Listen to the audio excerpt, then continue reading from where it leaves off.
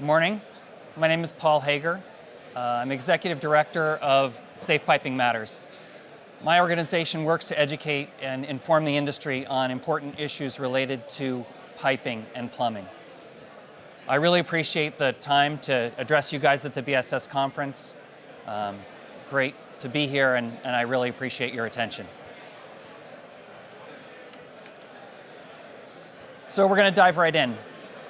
We all know that piping and plumbing systems protect our health and safety, but a couple of issues don't get quite the attention they deserve: sustainability and fire safety.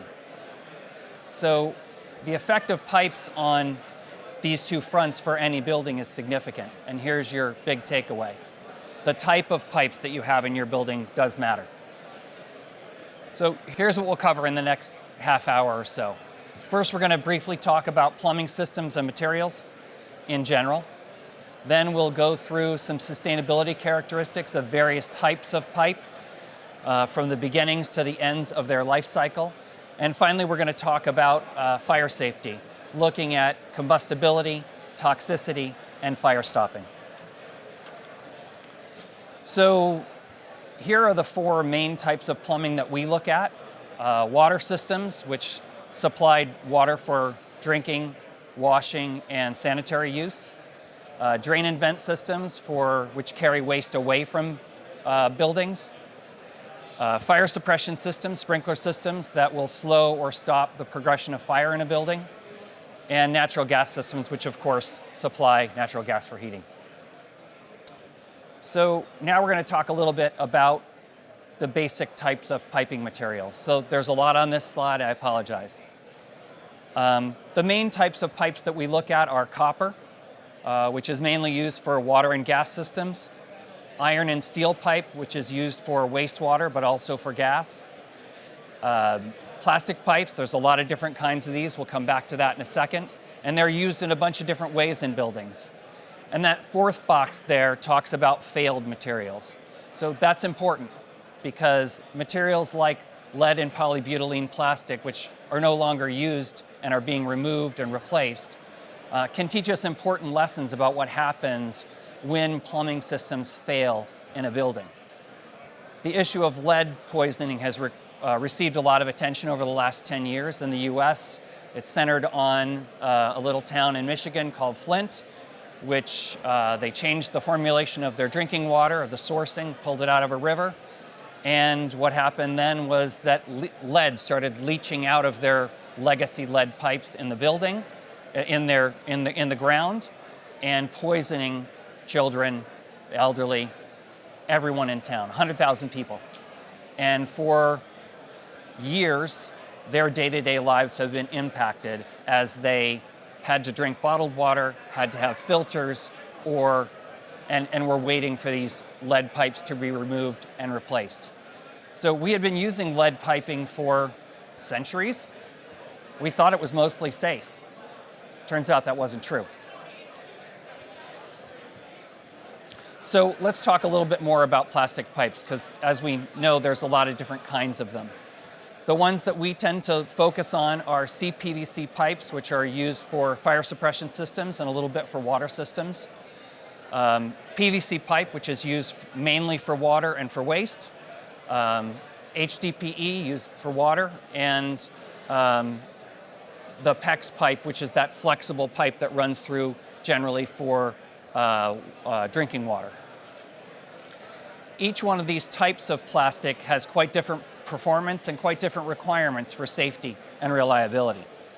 And we'll talk a little bit more about that in a minute. So the varying characteristics of metal pipe versus plastic pipe means they do perform quite differently in the field. But what ends up happening is that a lot of design and development discussions center on just one question: cost. How little can we spend to check the box and install a system in a building that meets the presumed spec? These kind of discussions overlook two of our main factors, which are sustainability and fire safety. Let's see why those matter. We'll first talk about sustainability. You may have heard that the construction industry is responsible for 30% of the world's energy use and emissions. I actually heard in the previous session that it's more like 40% or even more than that. But did you also know that construction is responsible for a huge amount of waste production? I'm sure you've thought about that, but in fact, in the UK, the construction industry is responsible as the second largest producer of plastic waste in the country, generating about 50,000 tons a year of plastic alone. So what this means is that if we want to move toward a more sustainable future, we need to improve how we design and build buildings, and that includes the piping systems. So the UN has been looking at sustainability for decades. And about 40 years ago, in 1987, they defined sustainability as doing things now that will enable the generations of the future to live and work productively. What that means is we have to stop producing things in a linear fashion, where we extract materials, create something, and then produce trash, and move toward a circular economy. There's a lot of discussion of what that kind of circular economy is going to look like. I don't think there's a lot of answers. But we need to make sure that we're reusing more materials and creating smaller carbon footprints. Otherwise, those future generations are going to have a big problem. So in order to understand what that means for piping, we need to look at the life cycles of the materials. What happens when the material is produced? What happens to it in use? And what happens at the end of life? We're going to start with copper. So copper has been used in plumbing for hundreds of years. You have to say, the extraction of copper from the ground and refining the ore into ingots and then producing them into products, all that has environmental impacts. It also has a carbon footprint. That's true. However, once you produce carbon, it's there. It can be reused basically infinitely. The copper that was produced in Roman times can still be used today. And some studies show that 2/3 of all copper ever mined is still in circulation. Major copper producers also have been transparent about the impacts that they're having, and they've subscribed to something called the Copper Mark program, which is an independent body that they've set up to track their progress against UN Sustainable Development Goals and require themselves to improve their operations and reduce those impacts. In use, copper piping performs very well.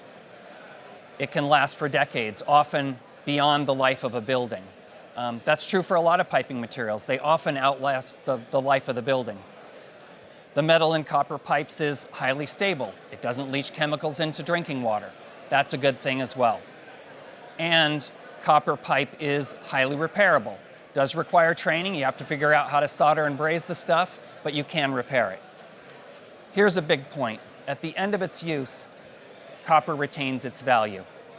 That's not just financial value, although that is very significant, but it also retains all its performance value. Has the same stability, the same ductility, and the same performance characteristics that it did when it came out of the ground. And that happens again and again and again.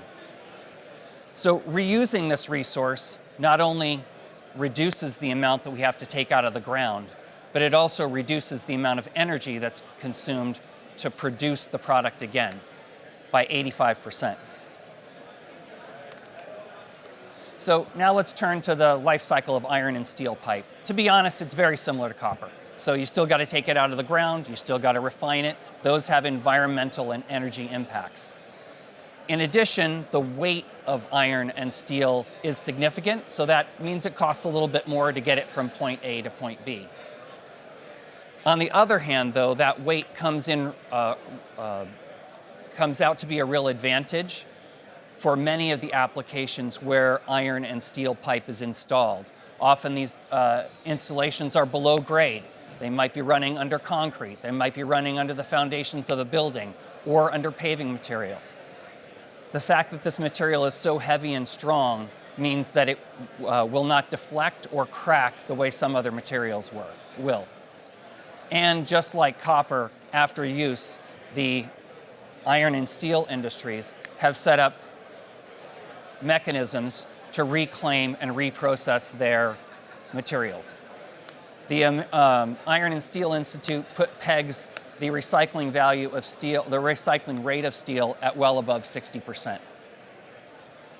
Another good part about the strength of iron and steel is that when it's installed, let's say in that middle picture, you see a sewerage pipe that's installed in an exposed parking garage.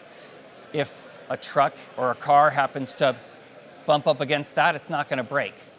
If you're in a stairwell and somebody's loading gear up that stairwell and they happen to bump the pipe, it's not going to break.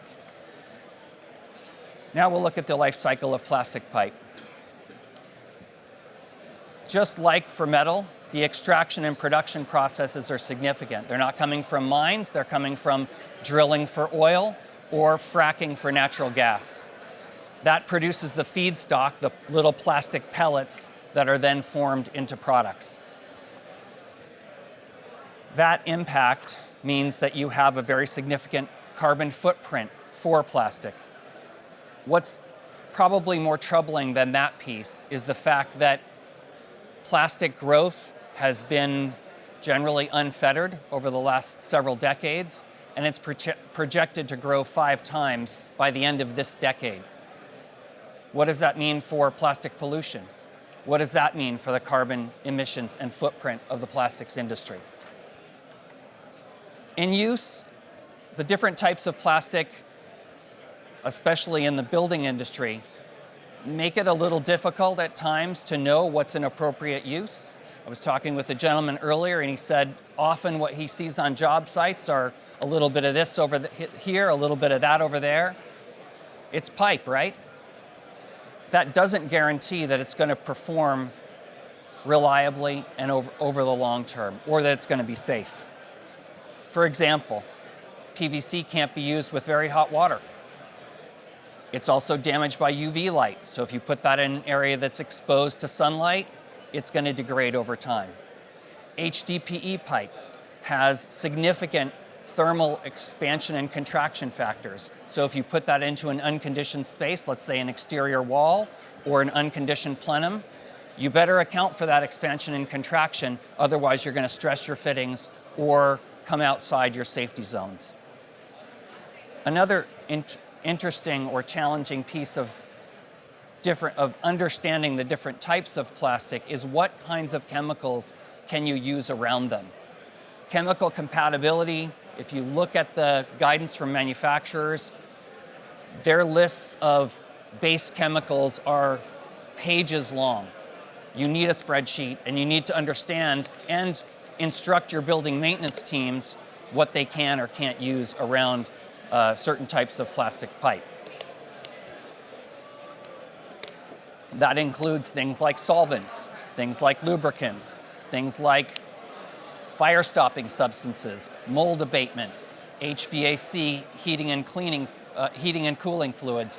You can imagine the kinds of accidents that can happen over the life of a building when you have plastic pipes in vulnerable positions. And then, of course, not to mention the physical impacts, like you can see on that pipe on the right. Something probably fell on it and broke it. And then we're going to talk at the end a little bit more about combustibility of plastic pipe and why that matters. So the most significant impact and difference of plastic pipe comes at the end of the cycle. I heard a talk earlier where they were talking about the circular economy and what happens to plastic pipe at the end of use. Sounds like they're trying, but in reality, 0% of plastic pipe is recycled. It's not 2/3, it's not 60%, it's 0%. In the US, you're not even allowed to recycle PVC pipe because it will cross-contaminate into water systems. What that means is at the end of life, plastic pipe either gets landfilled, increasing plastic pollution, or it gets incinerated, increasing emissions and carbon footprint. So looking across all the different types of plastic pipe, it's clear that at the end of life, you have a really big difference. Some of these products are linear. You extract them, you use them, you throw them away. and some products are actually circular. So let's turn now to the issue of fire safety. How do these products perform installed if there is a building fire? That comes down to one basic characteristic: combustibility. So here's a chart showing various temperatures at which different piping materials will melt or burn. For reference, the average temperature of a structural fire is about 1,500 degrees Fahrenheit. So you can see that most of the metal, well, all the metal pipes fall above that threshold, and most of the plastic pipes fall well below that. Starting at about 400 degrees, that plastic pipe is going to catch fire, especially if it's in an exposed space. So I also just want to point out the thermal expansion factor that I talked about before with HDPE pipe. You can see the factor of difference between metal and plastic there. So how do these numbers end up translating into real life? Here's just one example. On the left, you can see a water main, HDPE water main, that, if you can believe it, they decided to install above ground in a wildfire-prone area of California, experiencing historic drought. And surprise, surprise, when a wildfire hit, the thing burned. Miles and miles of it burned. This left Santa Rosa, thousands of people in Santa Rosa without water for months. And even when the water line was restored, the benzene that had leached out of these burned and melted plastic pipes had contaminated their water system. So all the absorbed benzene and other carcinogenic VOCs were inside their pipes. They got to remove and replace them at a cost of millions. So here's another example the gentleman talked about before, Grenfell. This is not related to piping at all, but it is an illustration of what happens when plastic materials are used in a way that causes issues. Here you had a plastic foam sandwiched between some aluminum, and when that caught fire, the burning plastic increased the temperature of the fire. It helped spread the fire across vertical floors of the structure, and you can even see it in this picture, it generated a lot of toxic smoke. In this tragedy, 70 people died, and the fatalities continue even today. One of my colleagues recently sent me a story saying that 12 of the firefighters who fought in this fire have been diagnosed with cancer that likely came from their exposure to chemicals released in the smoke. Here's another, possibly the most striking illustration I've ever seen of research that shows what happens when you plasticize the built environment. The Fire Safety Research Institute recently completed a study a couple years ago. On the left side, you see a natural room. This is a room from the 1960s. If you haven't seen this video, please look it up, Google it, Fire Safety Research Institute, it'll pop right up. So the 1960s environment, natural materials, wood, metal, natural fibers, cotton and wool. On the right side, you had more synthetics, polyester, plastic foam inside the cushions. When that caught fire, initially, the room on the right, for the first minute or so, was smaller flames. But within 5 minutes, that room was fully engulfed. You can see what it looks like now after 3 minutes and 48 seconds. So despite the presence of fire retardants in these materials, the products burned. What happened on the other side, the natural room? After 29 minutes, it was still not fully engulfed in flame. What does that mean for the risks of the people who might have been in that room when the fire occurred? What does it mean for the risks of firefighters, or the chances of firefighters getting to a fire within 5 minutes, by the way, on the synthetic side, to put out that fire and stop it from engulfing the building as a whole? So let's remember, plastic pipes are made of plastic. they will burn, starting with the exposed piping and then moving up into the walls. So we talked a little bit about the toxicity of what happens to plastic when it burns. There's been a lot of research on this, and they burn plastic pipes, capture the chemicals, the smoke that comes off of it, and analyze it with spectroscopy. And what did they find? They found a large presence of VOCs and SVOCs, and they also found some lovely toxins like formaldehyde, cyanide, together with all the normal stuff like carbon monoxide, sulfur dioxide, etc. University of Purdue professor Andrew Welton also has looked at what happens to plastic pipe when it melts or burns, and then what chemicals it releases into water. We talked a little bit ago about the Santa Rosa fire and the presence of benzene there. He showed that in another wildfire, benzene coming from plastic pipes exceeded 40,000 times the safe limit of benzene that got into the water system, and again, couldn't be flushed. They had to remove those pipes and replace them. So if you get exposed to these chemicals, what happens? In the short term, you can have some quite acute health effects. So things like nausea, throat, lung irritation, etc. It's the longer term health effects that we're starting to see now, and we've got an unfortunate sample with firefighters. And the graph on the left there shows the increase in firefighter cancers since the 1950s. Not coincidentally, that roughly corresponds with the increase in the use of plastics in the built environment over that same period of time. These firefighters, otherwise generally healthier than the normal average public person, are coming down with cancers of the brain, cancers of the reproductive system, cancers of the liver and the kidneys, all these organs that are exposed to these toxins over time as they breathe the smoke or get soot absorbed into their skin and get exposed to the toxins. So now let's talk a little bit about fire stopping. Fire stopping is quite a technical application. Sometimes it's done right, sometimes it's not done right.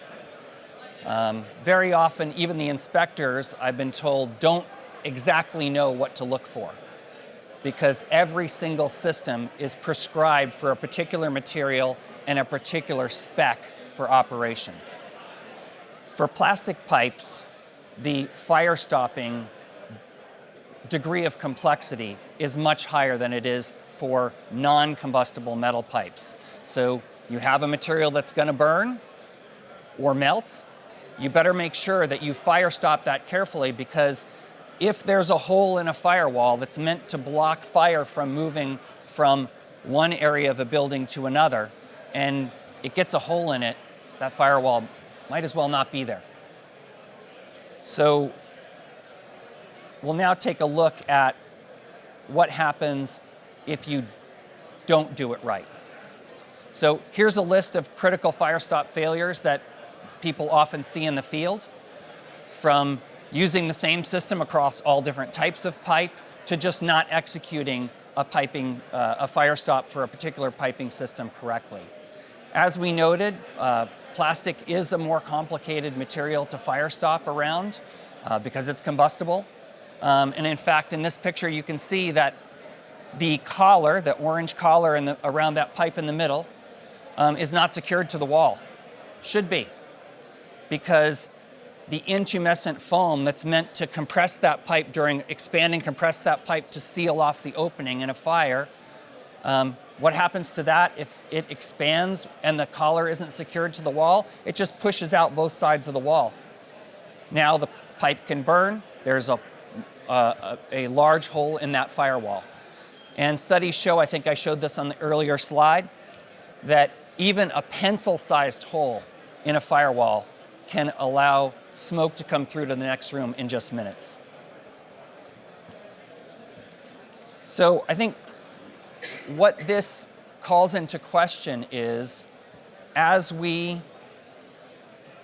build buildings, should we be putting higher degrees of complexity and difficulty in for critical life safety systems? A lot of critical buildings like hospitals or tall high-rises don't allow plastic pipes in them for just this reason. It's just too risky to put in plastic pipes that are difficult to fire stop. But should we be limiting that even more? I think the answer is probably yes, if you believe that some of this fire stopping is not being done right. So I think we're down toward the end of our time, so I'll quickly sum up before answering any questions that you all have.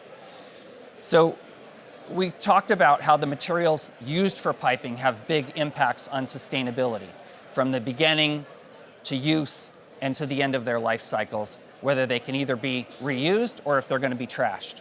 Then we talked about the importance of combustibility of pipe and what impacts that can have on life safety and health in the short term and in the long term, both for individuals like firefighters or for whole communities like Santa Rosa. And I think all of this, and then we talked a little bit about fire stopping and some of the challenges around that. I think what all this raises for me, and I'll leave you with this final thought, is we learned some lessons from lead piping over the course of centuries, right? What questions should we be asking and deriving from research that's being put out today, some of which I showed you, about current piping systems and the degree of safety and sustainability that they offer? So with that, thank you very much. I appreciate your time.